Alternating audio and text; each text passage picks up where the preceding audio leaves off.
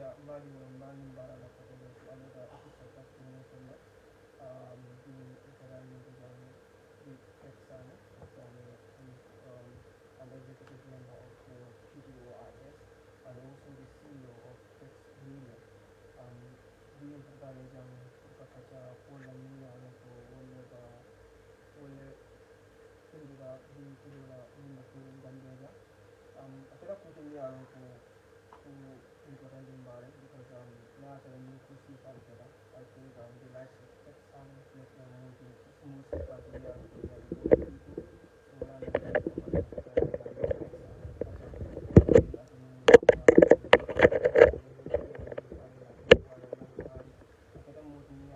So he's been in the media as long as much as about political fanan kono nyami andung anim parti tarta kono parti mi alon ko ka fole PDOIS momo e PDOIS long yening um I mean good reputation on banko kanjang ikata parti mi alon ko reputation kende bale soto banko kanjang um so before bita further with you people miniba moljibe can be on Kasa TV Kexx Sanneh mba platform o dile la nam jibe la ñoo konton. Thank you. Abaraka bake kontanta bake pour bi futama jam pour si kacha be mo banku do ko le nen kacha da rek ko me alon ko filta ñoko no wolle jaka siring si kacha no nge bondi ñoto ni mo ko le me alon ko nyanda ka continue le banko ni aja ta da ñado rek kacha le nen kacha da rek ambe silol so la silol be filtila manima understand am fana be ñoo understand je so on behalf of the management of Kasa TV from the production team up to the proprietor of Kasa TV Mbafulale, thank you very much for giving me this opportunity pour kanan nal si kacha men kamunta ko pour be Gambia samba no la ñaado ñaan. Yeah, mbadiŋol coming ali amu ñamin atelen Kexx Sanneh who is a executive member of the PDOIS. Aketa muti mi anon dindin dem baring atu bata nida dawada you hear the name Kexx Sanneh, it is not any small name. Aketa muti fana mi anon ko he is the CEO of Kexx Media. Kexx Media keta media ti mi anon ko if operate kan Gambia jang online media lem anu keta media ti mi anon ko they are very reliable because BT lola hani atara coming iketa moti mi alon ko you are so much interested in any news that has to come out from the courts mulka fo ne ko Kexx la media read because Kexx la ka publishing ke about most of the things mi alon ko ka finti kiti bungol kono andung ikake report so leti mi alon ko ika interesting bakele Kexx bi mfutata jang pour ni kacha because ni alon bi banko medamin ku jamal leketa komanto mini alon ko idi amo siata andun ninyi sifa keta a important bakele pour nga finti nyukan ni aje nga finti nyukan ni media ka finti molle ka mini alon ko ye kol bu nyoto bayri ni media tata wo mol wali ni kachata wala ka tandi mol la mini alon ko e man kol bu nyoto kol be nyami bayri ni ku kol keta adi amo ka siale because mo buka alon actually what is going on. So, but if you have to go to people, the right people, me alonko, you go to them, you have a chat with them, ini kacha, wolka kolbono nyotole, for the benefit of those me alonko, imon kolbo nyoto. So, wala atina bi, ngaje ko, it is very, vital, purunto nga futa jambi, ning Kexx kacha, ngalong actually, ning Kexx kacha, ngalong actually, mune ba caring, aning, ako nyimbe nyadile animba ako sifal banno la nyadile for the benefit of those people out there mini alonko imankol bonyoto and they don't know what to hold on to wala na bim frata jan so mbadi ngol komi ngali alo nyami atalen Kexx Sanneh once again executive member of the PDOIS party and CEO of Kexx Media. So I am your host Abdallah Jallow. This is Kasa TV. Kexx, we're gonna start with our first question because near Jibejang we have up to 4 questions, but even though there might be some pop-up questions that will come by, no problem. because even interesting back so along the way something can pop up. Our first question we have on paper is your take on the judicial system with regards to the former and the current regime because near Jibe, judicial system o walen kiti la bunda aketa bunda ti miyalon ko sensitive tabakele and then banku dingo itata banku kan it is expected that ko wo bunda nyimba kala bunda ti miyalon ko aba independent sotola wala minta ko aba ala doku kala fayne without any fear or favor. So lafta kalon actually Kexx itala jiroto with regards to the judicial system. Ite aje nyadile, I mean, down from the former and in kana current regime to. Braga Bake, thank you very much for this question. Kondanda Bake. Ko ya fo nyame judicially mo fende men ko kuma bata ni nata bankola karol. Bajara ko even in history ni nata jibe. Bajara hani bankol ni coup d'etat ke they overthrow government. They will suspend the National Assembly, they will suspend all the sectors, but courting is the only thing that shows you the importance of courts, because it's the last bastion of hope and it's the last bastion of justice. Ni nata banko because hani president nata da fa chanta akabori court la pour court ya la verdict londe for either in election petition lembang for in terms of even impeachment process so because you have to appoint what we call the judicial review commission will look into this all these things. So that sector is a very key sector. Is very important. Ni nata puruna fonkola ni nata puruna doku karola kata na bankola karol.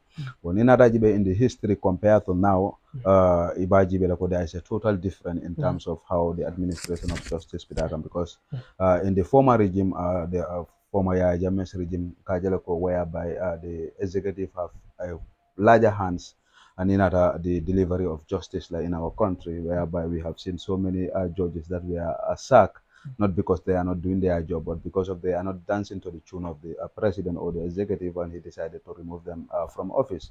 An example of those things are Abdallah Fati. You look at the present Chief High Court Judge Ibrahim Ajaite, were all victim of Jammeh, to Tabal, Magistrate Tabal. So many of them, even this Nigerian judge, whereby Jammeh will want this thing to happen, but when they appear before the court will see it otherwise, and they will decide that they will either acquaint those people or allow them to be bailed. But Jammeh is the person who, if he feels like what he wants, he didn't achieve it.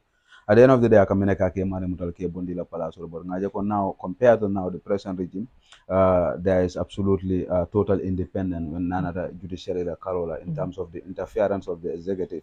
You very rare, because we have seen decisions on Melanco they have been taken against the executive. So if there is interference, we would have seen that they would have avert the situation. In the case of Yakumba Jaita versus the president, you could see that he won there and win the case against the president. So that shows you that the judiciary was very independent, because that was directly affecting the president. So if the president has interference in the government system of the judiciary, then as a fallen or he can avert the decision. So that shows you that there is an independent. And in regards to even the petitions that are going there, the UDP election petitions all went to the court, and the due process were followed. Some might question the process when it comes about the executive you could see that they were all answerable to the courts. They come there and answer, and somebody will represent the NPP party likewise, as another person will represent the UDP party, and they were all given fair chance to present their case before the court. So at the end of the day, the court decided otherwise, and that was the last bastion of hope when it comes to the structures of our court system, because it went to the Supreme Court, which is the last court. So when they decided, unless they review their own judgment, but the law that is in this country, there is no other court above the Supreme Court. So that's where it stops. So situation of but we can also question in terms of some of the decisions that have been made by the executive, which some might have actually what we call, like in Gambia here, it doesn't happen, but so many parts of the world, what we call after judgment, people review judgments of the court. We can analyze, we can have such type of platform where we can discuss whether actually we agree with the judgment of the courts or not. When the case is going, maybe you cannot interfere, but when the judgment is delivered, we all have our opinion, and we can all sit down and debate and exchange ideas. And these are the ways how we build a country, so we will know actually whether justice has prevailed in that case or not. So, but such things are not happening in this country, and I think that trend has to go. But if you compare the first regime, at least we will give credit to this regime for actually having a judicial system that is very independent, free from the interference of the executive. But we can also question some of the decisions that are coming from our courts, whether they are the right decisions. We can question those things and see whether actually they are right. And if somebody is following Kexx news, I have once following some of the news that were delivered by judges in this country, and I feel that they were not wrong, and I start to investigate the matter, and I start reporting on those issues. how I feel like they were wrong. There was no justification when it comes to law. We feel like things were not done in the right way. So you think there was interference? Yeah, actually, interference in the sense that sometimes it not might be the executive, but sometimes you could see a case whereby it constitutes of almost millions of dollars, or it's a bank of an individual or a company of an individual. So this person feel like losing this one might be a big loss to me. So why not I bribe somebody, or I put on money, so it's a price tag, for the person to at least deliver the judgment in my favor. So those are the things maybe can be individual interference rather than executive interference. So far, I have not previewed with anywhere you could say that, okay, there's an executive interference in terms of what I could see is the non-adherence to the decision of the court, whereby there will be some decision that will be against the government, the ruling government. An example of Nene Freda's case, that's the global home of medical mission versus the state in terms of the land. There were two judgments that were delivered by the High Court judges in favor of a global home, but the executive refused to actually accept this decision. They still impose themselves and go and they force themselves and went and start building their own hotel. I don't know, for the OIC at that venue when the court has declared that the property belongs to Global Home. So that shows you that those are some of the loopholes that we could have said that actually there are somewhere where they don't adhere to the decision of the court, and which is very unfortunate, and it's a threat to our democracy. Is that step the executive has taken? Yeah, we have disrespect of the court. Disrespect of the court. And if you look at the provisions of the constitution, it is very clear that all the organs of the state should help the judiciary in terms of executing its functions, so that and it is independent. So that include the executive, the police officers, because they have the orders, but they don't have the backings, because the security apparatus are under the executive, like where you have the interior minister who have IGP who are all answerable to the executive. So, but when court make their decision, they rely on those security apparatus to enforce their judgments or enforce their rulings.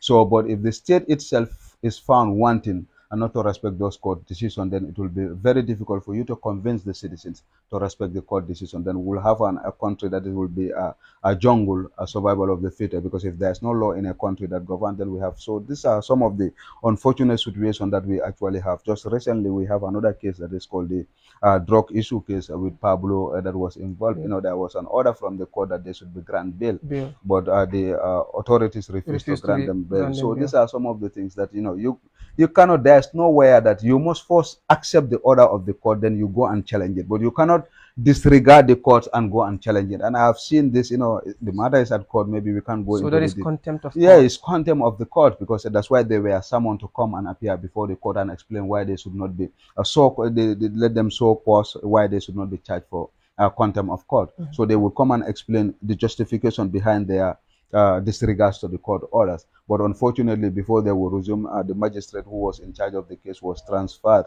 to the High Court to be the sheriff of the High Court. So the question here would be, if indeed the executive, those in the authorities, don't respect the orders of the court, they don't take them as the final say, why would they take these people to court? In fact, in the first place, why would they take them to court? Absolutely. If really that they're not going to respect the outcome of the courts. Actually, it shows, it just shows you that it makes no sense, because you cannot rely on me that I will be the one who will deliver justice when you have dispute. But when it goes against you, will not respect it. But you want me to always deliver judgment in your favors. And whenever I deliver judgments in your favors, you want that judgment to be enforced, or that ruling to be enforced. Then you should also respect when judgments goes against your favor. You should respect it and accept it. That is the meaning of democracy. But if you are not doing that, then we will see it's a tendency of dictatorship. It's a tendency of authoritarian government, and so many things. And I think the executive should learn from it and move away from it, because these are the things that we accuse the former regime of, that they have no regards for fundamental rights, they have no regards for a rule of law, they have no regard for provisions of the laws, constitution. They were just ruling the country as they wanted. And we want to move away from it. This is why we said a new Gambia when we won the election. So a new Gambia should come with a new dispensation in terms of administration of justice in this country, in respective of whether it goes in or in favor against you should accept it. So these are the things for me, it's not encouraging. Could it be a threat to our democracy? Absolutely. It's a threat. If the former regime is being branded as tyrant, and then issues are being, and I mean, cases did happen, and at the end of the day, the persons behind the crimes or the alleged people behind those crimes are not being taken to court, but instead thrown at mile two. And then in this regime that we are in, the same people are being taken to the courts, but at the end of the ruling, the authorities now refusing to act within the orders of the court. Yeah, actually, Is it not a similar issue here? absolutely. That's Because you go to the courts for a ruling, absolutely. and if you go to the courts for a ruling, at the end of the day, you feel the ruling is not in your favor, you refuse to act upon the ruling. Is the same as not going to the courts? Absolutely.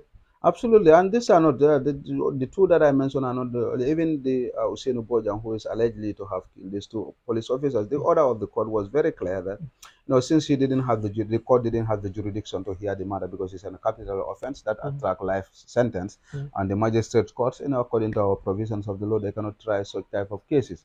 So the matter was transferred to the High Court, but the order of the court was very clear that this person should be remanded and mailed to Central Prison pending his appearance before the High Court. But they went and keep him on mile two. And when his lawyer went there and said that anti-crime. Yeah, anti-crime unit. And the lawyer was very clear. He said that the order of the court was very clear that this person should be remanded at the mile two Central Prison. Why are you taking him to anti-crime? So these are things that have to be respected because they know that when he is at the anti-crime, they can restrict visitors and other things. But when the person is at mile two, he will not be restricted because there are laws that since before you are convicted, you have all the opportunity for you to be visited until on Sundays. But all these other days, you can have what called. If there is such law, why would they not want these people to be visited? Yeah, actually, that shows you that they are seizing the fundamental right because they are still presumed to be assumed innocent until they are proven by a competent court of law. So even though we all feel like the officers that were killed, we all sympathetic with the family, we all condemn the action, but in respective of even you have an alleged person who is accused of committing the crime, before the law, the person is innocent of the allegation until he is proven guilty. So you have to give him all the requirements that the law have provided for him, that he should be he should have right to his visit, right to his lawyer, right to his family, right to his friends. All this are enshrined in the Constitution until otherwise. Then if it is found guilty, there's also provisions that only 1 month you can have a visit, and all those things are accepted. So but as far as those things are not going, he's still an accused person, and an accused person has a right. So but they deprive him that opportunity. Even the lawyer has to write to the Inspector General of Police for them to respect and let him see his client, because he has the right to see the clients and hear from the person so that he can prepare his defense. So that is utter infringement of Husseino's rights. Absolutely. Absolutely. Are you disappointed? Very disappointed. And are you surprised that it's happening? I'm very surprised. I never thought that after the change of the regime that we all 3 years ago, the Gambia will be in this standstill. Absolutely. Somebody could have told me that after 2 years or after 7 years, you will see such type of thing that you were actually against in the former regime. You will see them popping up. I would say no. So this is what the administration campaigned against during their time when they were looking for this seat. Absolutely. If you look at their manifesto, if you have the opportunity to look at their manifesto, you will see it very clear that fundamental right of the citizen to the right of the a concept of law whereby even the executive powers that they are saying there will be nothing like an executive power, but everything will go according to the rules of the country. The absolute executive powers have been passed in terms of certain circumstances where they will involve what we call the executive powers. And those are not democratic values. When you talk about democracy, the will of the people must be respected, and the powers and the authority is from the people and is derived from the people, and that's what is in the provisions of our Constitution. Section 1 says that any person who is governing this country, you derive your powers and your authorities from the people of the Gambia, and you have no other purpose but to utilize or promote the general welfare of the citizens. So anything that is not promoting the general welfare of the citizens, you should not be even encouraging that. And this abuse and the violation of fundamental rights of the people are not things that are promoting the general welfare of the citizens. Now, since there is infringement of rights of Usainu Bojang, instead of him being kept at the Mile 2 Central Prison, he is languishing at the anti-crime unit in Banjulinding. What would you make of a person who think Usainu is not the actual killer? Yeah, I see all those debates that are coming on, but for me, what I believe in, these are the authorities. and they are in charge of investigation when it's come to the issues a crime. The police are given the powers that they can arrest anybody if they even suspected that he or she wanted to commit a crime, or the person have committed a crime. And if they go and arrest somebody and tell the public that this is the person, after our investigation, we found out that Hussein was the one who killed this, let's give them the benefit of the doubt. Let's allow them to go there. Because if you start, then we will have an issue in this country whereby, at the end of the day, then what is the role of the police? Since they are the investigating authority, for me, I will not question them that Hussein is not the right person, unless otherwise. And according to them, I know they will not come and just give false information to them, because at the end of the day, Hussein will have the opportunity to stand in the box and explain what actually transpired. And at that time, he will not be under the control of any. He will be under the control of the courts, whereby no police officer will intimidate him and tell him to speak or say something. He will be very free. And the sister too, I think, even people are questioning his mental health, but the sister is very conscious. If the facts will come out. So at the end of the day, now we can challenge the Adese, but as for now, let's just give them the benefit. And for me, I believe in whatever comes from the police, that Hussein is the victim. That's my position. But what would you say to the suggestion that some people are doubting everything about this, that the police, are not handling the entire issue in the right procedure because of the way they're handling the case? If the way the police are handling the case is the reason why people are doubtful of the whole thing, that Hussein is the actual killer, would you blame them for that? No, actually, for me, I think where the issue of the doubts comes is when the spokesperson of the government came out, with Peter Gomez on West Coast Radio and had an interview, because at that time the matter was very premature, for you to start labeling or pointing fingers at the political parties, because the moment he came out, it turned the whole narrative now from the issue itself in hand. It now take the political dimension that, okay, other parties think that, okay, this is a witch hunt, So he was making a political point. Absolutely, absolutely, because at the end of the day, we have had the police when they had their press conference. That was 24 hours after the government spokesperson. But you could see the total difference in terms of what was said. So meaning everything changed within 24 hours. So totally changed in terms of what was said by the police and what was said by the spokesperson, because there were nowhere in the police statement that confirmed or ascertained that that guy was an employee of the Brikama Area Council. Number one, and those facts are established that he never worked there. So you will see that these are politicians, but we have an institution, and unless this is why we have been championing for an institutional reform, whereby you will allow the institutions to do their work independently without the interference of the executive. So meaning there was a failure of separation of powers. Yeah, because the police are the investigation team here. Yes, the government spokesperson, but they must wait until they exhausted all their investigation in terms of. That's why when the police have to come up and came with a sensitive case, take over the entire issue, and even the statement of the spokesperson, they said that the error was from there. They take the blame because it is their domain. It is not until everything is concluded and they bring all their facts and they put the report on the public, the government spokesperson can pick it and go and said, okay, this is after our investigation and everything, police have conducted this and this and this and this. And based on that, we are still encouraging the people to still give him the benefit of the doubt. He's an accused person, and we'll take the due process of the law, take him to court, and if the court found him wanting, he will face the consequence of his actions. So these are some of the issues. But the moment that issue came in, it changed the whole narrative. Now the political party that feels like they are the ones that they are accused, they came in a defensive side. Now they even question, whether the actual issue, this is a premeditated or a well-planned. Would you blame them for taking? No, they will not, because the way, in the manner how the spokesperson pick up the whole issue, will any other person, just like me, if I didn't commit a crime, we have 10,000 people in this country, in this compound here, and you just come, something happens, and you just jump on and say that, okay, Kexx, I will feel like you have a grievance against me prior to even that was cherry picking. So that's actually, so for me, that was very unfortunate, and this is not the first time. It was very normal for the UDP to defend themselves. Absolutely, they have all right to say that, okay, this has nothing to do with us, and this is why they came out and said that they have checked all their records, and this person has never worked in the Brikama Area Council. So automatically, then that means that Sankara is trying to score a political point, trying to paint UDP in an image, and that they are not. He was not the one in the footage that they said. Yeah, absolutely. And they came with, they said the footage was there. He was at the court. That boy was never in the court. You could see the so these are some of the issues that I think that make doubts of the people. But notwithstanding, the police were very professional in terms of how they were doing their investigation. Up to today, they are still investigated. They went to the crime scene. They conduct there. They gather all their evidence. And they are. We expected that they will come before the court.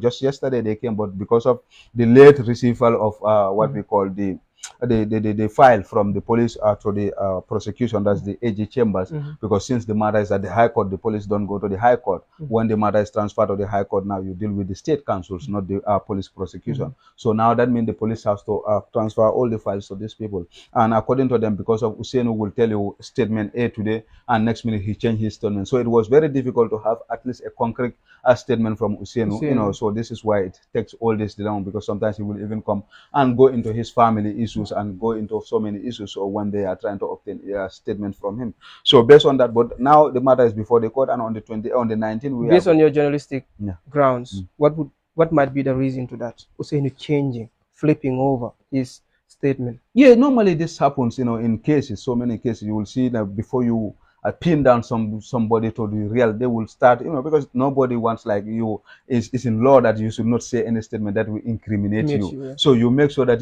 sometimes you're trying to dodge away, you want to use some strategies. So maybe based on those things, he might be changing his statement, just to at least protect himself, not to be found wanting of the allegation that is leveled against him. So I think those are the things that he is using. But at the end of the day, the police also have their ways in terms of how they remove truth from people, how they get what they want from the people. If the police could come out again and say the government spokesperson initial interview with Coffee Time with Peter Gomez was everything he said there was down, was with regards to their initial investigations, would you buy that?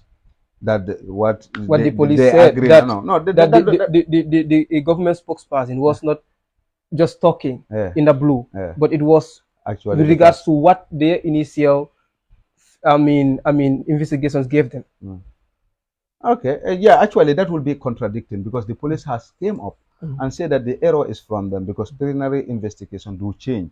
So as they are going on their preliminary investigation, some facts were coming out, but when they verify those facts, they turn out to be not the actual facts that they want to rely on. So this were the things. So they said according to their preliminary investigation, they find out that at the first, this were the information they gathered, but after their thorough investigation, they found out that those were not part of the evidence that they could have. But how could that change within some 22, 23 hours? It's a process. Like you will go and confront, like I can confront you today, and we start this because you said that, yes, I was in Latikunda at the time. He was walking at the Brikama area council.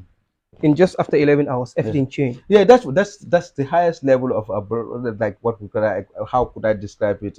On professionalism from the state, because the state is the organs of the state, and the Brikama Area Council is under the Ministry of Local Government, and the local government, all the staffs that are all. And this is one, if not the most sensitive one. So you have what we call the PMO, where all the public servants, they have their records there. So it will be very easy, even if you have a tip that this guy is working, make sure that you verify.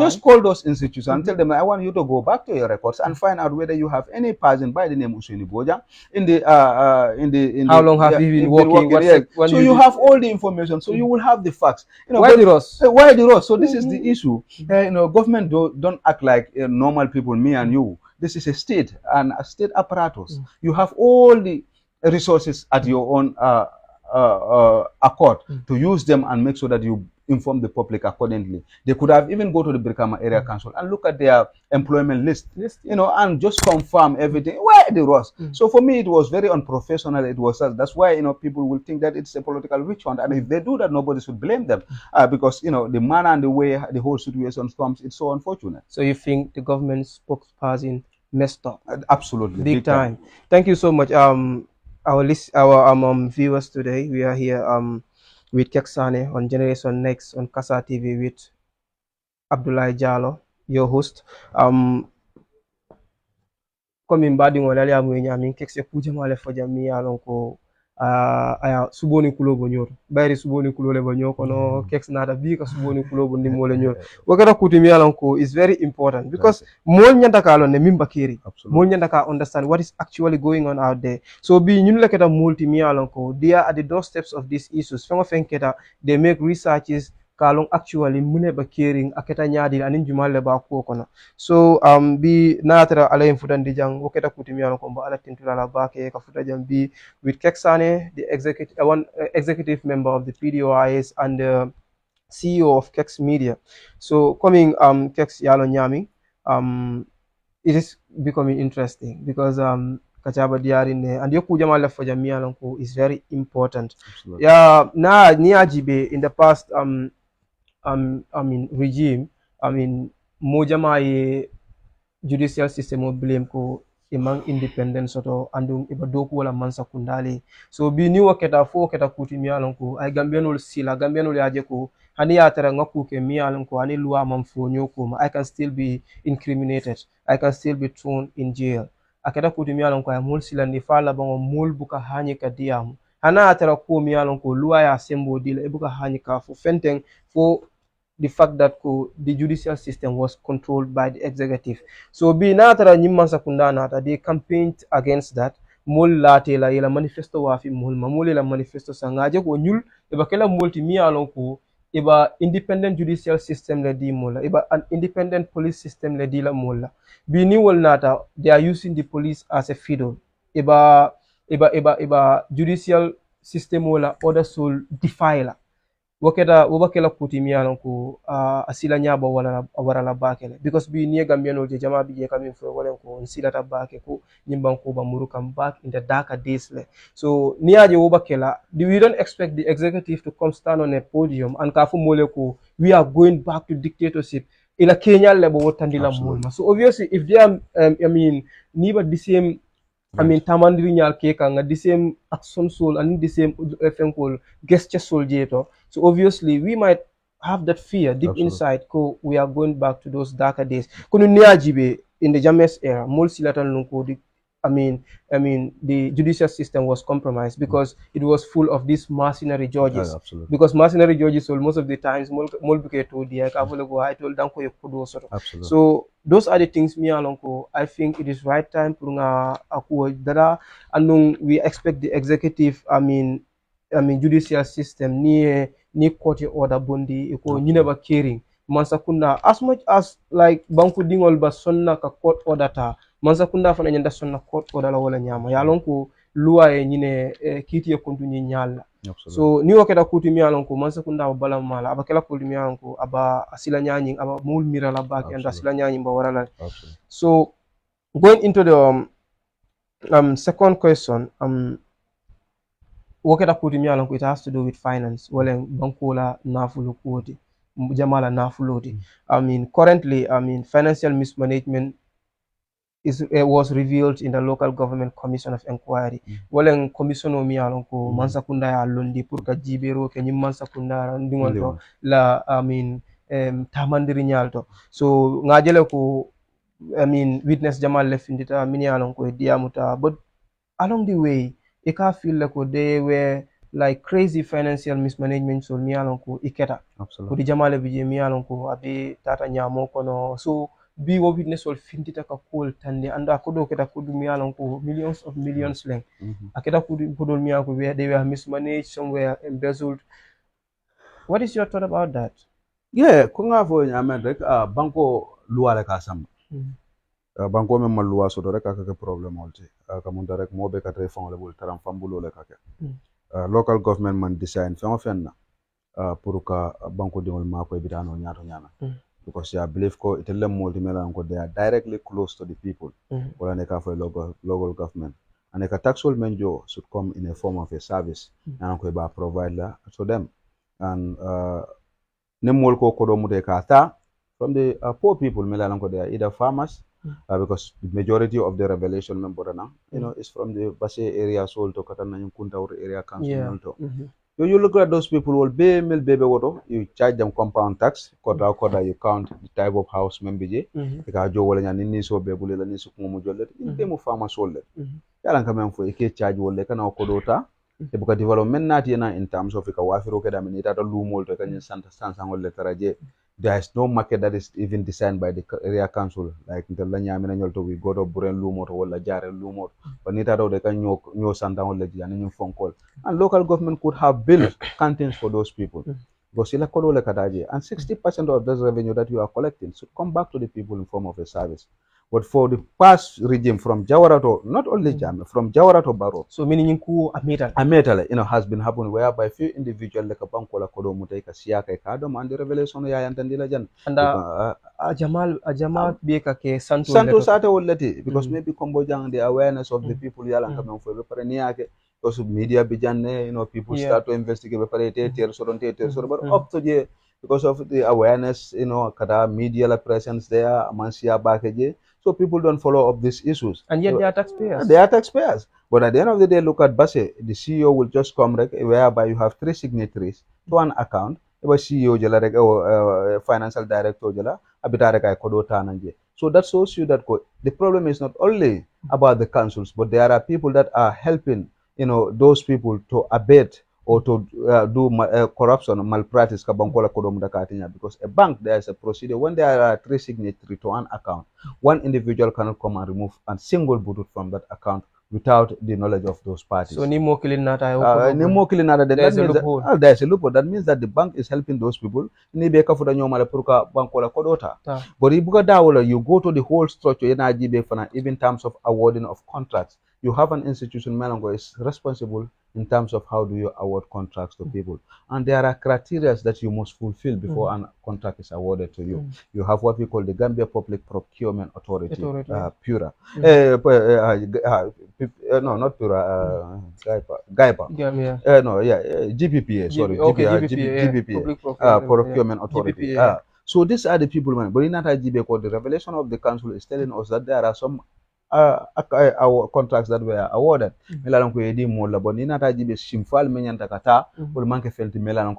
is a scenario whereby even the forged signatories of people can present as a contract from Kony.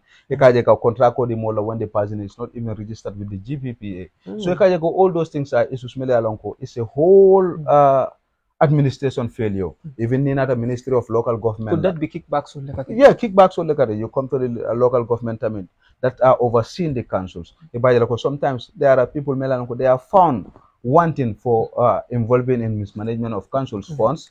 Instead of you sack those people, you want to impose those people on the councils. The case of Senator Martin with the Brikama KMC.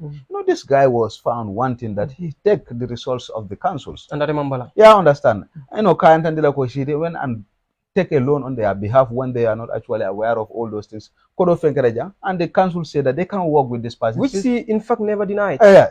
But I can mean for a while, the justification is not interest. But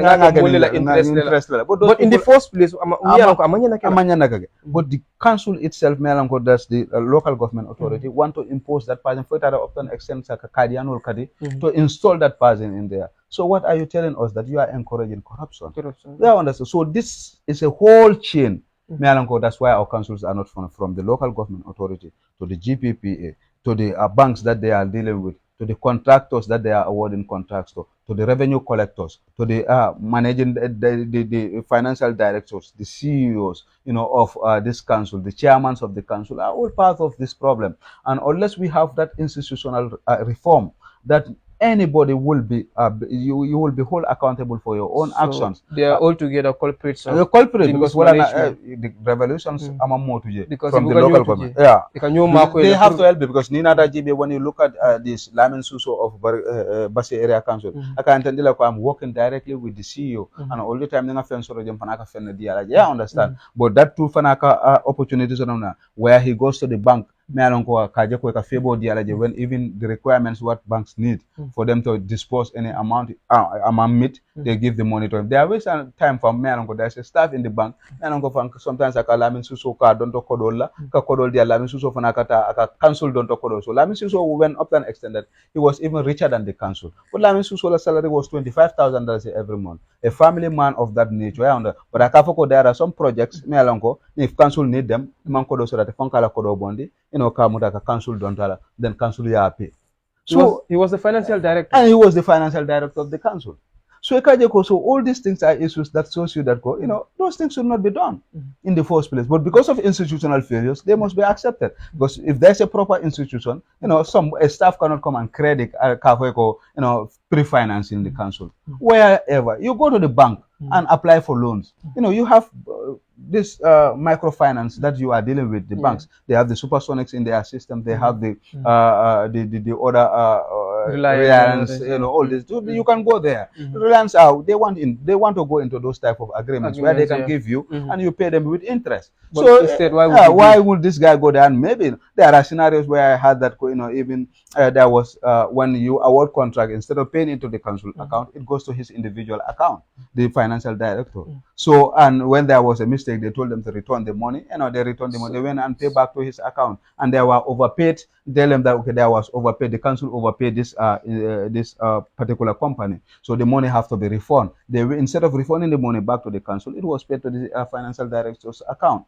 So these are issues that have, and you have the auditors that will audit these councils every year. So they were running the council like a family entity. But the law is very clear that when you go and audit an institution and you find there's mismanagement of public fund, you have to write a report and send it to the auditor general, and the auditor general law compel him to put that matter before the Inspector General of Police for him to start an investigation and prosecution of those people. Why that is not happening since Jawara regime to Jammeh regime up to now? When have you had that? And we have seen mismanagement of public funds. Why people are not prosecuted for mismanaging public funds? So it's a whole structure. Prosecuted for mismanaging public funds. It has to start with an audit report. Young council will be a council let me in every 6 months they are being, they are being audited by the National Audit Office.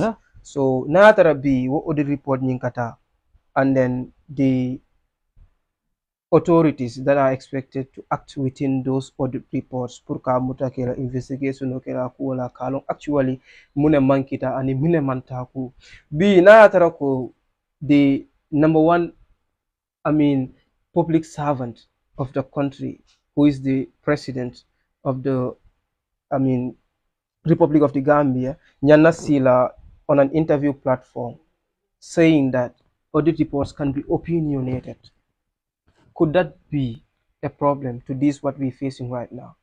Yeah, actually, when I had that interview, I was shocked because these are institutions that are established by an act of parliament. They didn't just come into being. And why it is necessary to have such institutions, because of the role that they play in terms of financial discipline in the country. Whether or not these institutions are established by law. So you cannot downplay those people, their efforts. Kafeko is just an opinion. If that is an opinion, what is the essence of having an auditor general and the office of the auditors have almost 1,000 using tax money, and you look at even the structures there, and you look at the salary that have been from the taxpayers, to pay those institutions, even why the need? So then you question. So it was very unfortunate that he said that. But I see later on he's trying to quantify it. How does it mean? At that material time, it's just an opinion until it comes before the courts, and the courts now hold those people accountable. So that was the direction that he was talking. But it should not have come from him at the first place. Yeah. So that's the bottom line. He should not have downplayed those things, and I think he'll have learned from those things. And going forward, we will all respect the auditor's office, and this is why the auditors have the power, to the extent that he can even audit the office of the president. And we could see the FPAC report, in terms of some of the institutions that they say that they need explanation in terms of how the public funds were used. And State House was part of it in terms of the renovation of the State House, the money that was budgeted and how much and how the procurements were. They didn't follow the due process, and they want an explanation. And if there is no explanation that could convince the National Assembly, they say that that money must be reformed back to the consolidated fund of the Gambia. The revenue of the country. That's the consolidated revenue of the country. So you look at the Auditor General is very, very important. And I have been debating these things. Unless we try to move that office from the control of the executive, we will always have a, because these are people that are appointed by the president, and they are on contract basis. And the president can say after your contract, he can say, okay, I want to renew your contract, or I will not renew your contract. And we have seen, who will tell you that Karamba Ture was not doing extremely work at the office of the Auditor General, but because of his contract, and the government has no will, to renew his contract, and he has to leave. And another person. So if that person too didn't dance to what they want, at the end of the day, if the renewal of his contract come again, they will say that, okay, this person is not doing what is expected. So these are the institutions that should be appointed by the National Assembly. They should not be under the control of the executive. So you think they should be independent? Totally independent. The Inspector General of Police, the Chief Justice of the Gambia, the Ombudsman, the National Audit Office, you know, the CDS, all these institutions should be an independent, totally not under the control of the executive. This is, you know, so that they will do their work independently. But if you don't have that, you know, for us to fight corruption, it's going to be a problem. Like now, the National Assembly has directed the IGP, you know, to institute an investigation into all the issues that there. And the office of the president, do you expect that the IGP who is appointed by the president will go to the office of the president and go and start investigating somebody who appoints him there? So these are the, because at the end of the day, you either protect your job, you know what we call job security, because you have a family that needs to be fed, you know, and you only rely on that as your source of income. So I will not allow my family to suffer when I could have a way out. So these are the issues. But if you know that you are independent, the president cannot sack you. Like now, the National Assembly members, independent National Assembly members, before Yakumba case, you know, National Assembly members, independent fear that, you know, if I didn't dance to the tune of the president, he can just remove me from there. This is because that's but until we went to the High Court, at the Supreme Court, the Supreme Court, the president has no power. It's just like the nominated members are just like elected members. They cannot be removed from office once they are. Well, before they take vow of oath of office. Oh yeah. They can only be, I mean, sent home before taking oath of office. Yeah. But after, I mean, taking oath of office, you cannot remove them. So you know, these were the issues. And even before, like cross-happening, when before Section 91D of the Constitution was amended, that a political party can feel like, okay, Kexx is in the parliament and it's not serving my interest. I just sack you from the party, then you lose your seat at the National Assembly. All these things are not democratic values. So this is why I said, unless we have those independent structures whereby they go through the national, and even the president wants to remove them from office, he has to go back to the parliament and put his arguments before the parliament and say, okay, based on A and B and C, I want to remove Kexx from the office of the Inspector General of Police.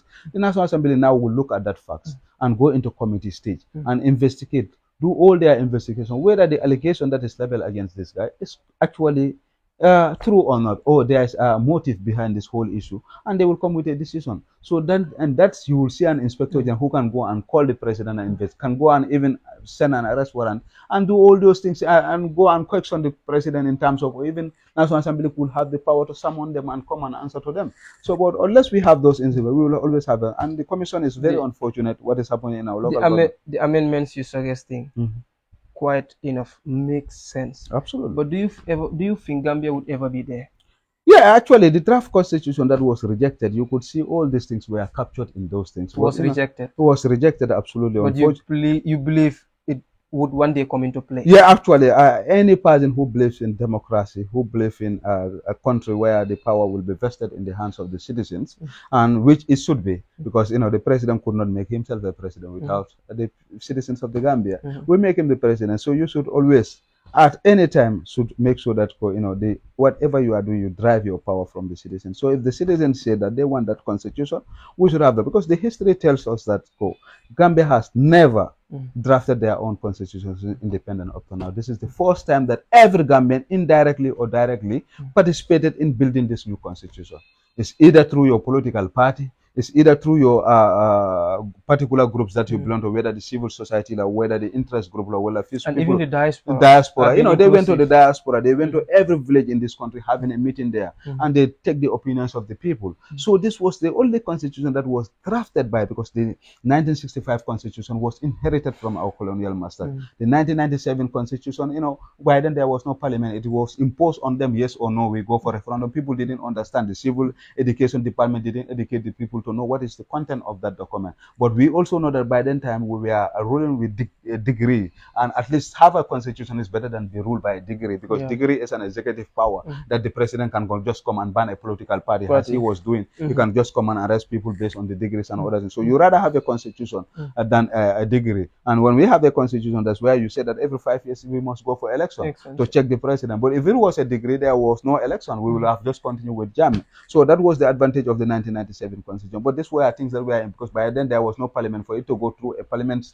scrutiny, whereby you have the people representative who will have their voice whether they want the constitution or not. That doesn't happen. It was just imposed on us. They will go for a referendum. People didn't understand. They said yes, we all voted for yes, and it passed. It becomes the constitution. But this time around, every Gambian participated in this, and you could see, you know, what it entails.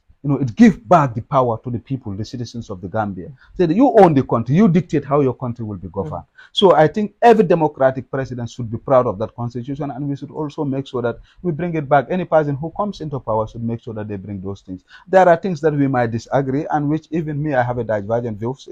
Law should not be made to target an individual. And there's this provision that says that the term of the president, that our past should be counted in. For me, and I feel like that law is specifically targeted an individual, and that